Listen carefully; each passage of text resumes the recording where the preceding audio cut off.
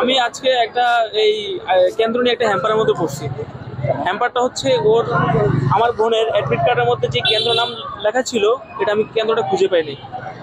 Personally লোকে ওর class teacher থেকে অ্যাড্রেসটা নিয়ে আমাকে এখানে আসতে হয়েছে।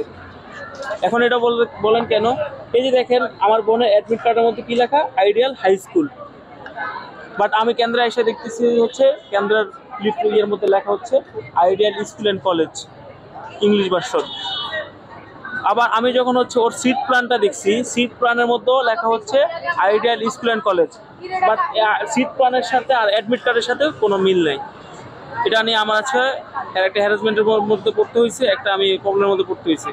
ও আজকে আধা ঘন্টা আগে ঢুকার কথা, বাট হয়তো জাস্ট টাইম ঢুকতে পারছে, বাট যে একটা আমি আধা ঘন্টা আগে 40 মিনিট আগে ঢুকে যে একটা আমি রিল্যাক্সে পড়াশোনা বসবে, একটা রিল্যাক্স হবে, সেই জিনিসটা সময় পাইনি। তো এটা যাতে সামনে থেকে এই গভর্নমেন্ট বা হচ্ছে সরকার যাতে এটা ঠিক করে দেয়, সেটাতে তাদের আমি দৃষ্টি আকর্ষণ করতেছি। আমার তখন এক্সাম হলে লিখলে হাত কাঁপতেছিল, আমি লিখতে পারতেছিলাম না। আমি ভুলবশত যেই ফিল আপ করার জায়গা বোর্ডটা এসএসসি আর এইচএসসি দুইটাই ফিল আপ করে ফেলছিলাম ভুলবশত। তখন যে আমি শিক্ষককে বলি যে আমার এরকম পরে, উনি বলছে যে এটা সমস্যা হবে না। কিন্তু আমার যদি অন্য একটা জায়গায় ভুলবশত কোনো কিছু ফিল আপে সমস্যা হতো, যেমন বিষয় কোড, তারপরে হচ্ছে রেজিস্ট্রেশন নাম্বার, তখন হইলে তো আমার অনেক বেশি সমস্যা হয়ে যেত। আর এছাড়া পরীক্ষার হলে আমি পারা জিনিসগুলো ভুলে যাচ্ছিলাম।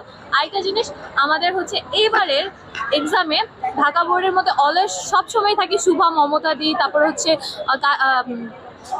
নিম গাছ, এগুলো হচ্ছে ইজি করে একটু দেয়, যে কোনো একটা দেয় যেন স্টুডেন্টরা লিখতে পারে ইজি। বাট এবারে গদ্য অংশ থেকে 4টা পার্টি আপনার হচ্ছে কঠিন দেওয়া হয়েছে, যেমন হচ্ছে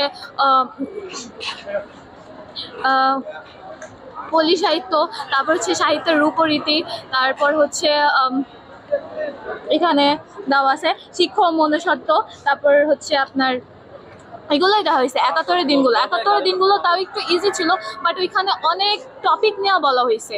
তো এটা একটু চিহ্নিত করা বা আমাদের ক্ষেত্রে একটু ফুটে তোলা, আমার আর আমার ফ্রেন্ড সার্কেল এই ক্ষেত্রে অনেক সমস্যা হয়েছে। আর কবিতাংশ একটু মোটামুটি ভালো হয়েছে, যেন লিখতে পারি এরকম দেওয়া হয়েছে। আর নাটক আর উপন্যাস তো ওইটা কমন পড়বেই, জানা কথা। আর এমসিকিউটা আমার কাছে অ্যাভারেজ লাগছে, অত বেশি ইজি করছে বা অত বেশি টাফ করছে ওইটা না। বাট এবারের কোয়েশ্চেনে অনেক কিছুই আনকমন দেওয়া হয়েছে, যেমন সাহিত্যের রূপরীতি থেকে ঢাকা বোর্ডে কোয়েশ্চেন করেই না তো এটা।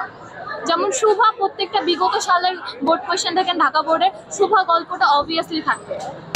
তোমার স্কুলের নামটা যদি একটু বলো। Islamic girls school and college. তোমার নামটা? আমার নাম সুরাইয়া আক্তার।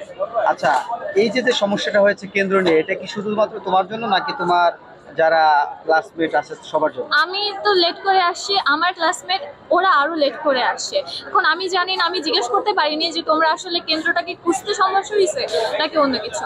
আর তাছাড়াও আমাদের যে রুমটা ছিল ওইটা একটু ফার্স্টে ঢোকার পরে দেখি যে অনেক বেশি অন্ধকার, মেবি হচ্ছে আপনার হ্যাঁ নোংরাও ছিল।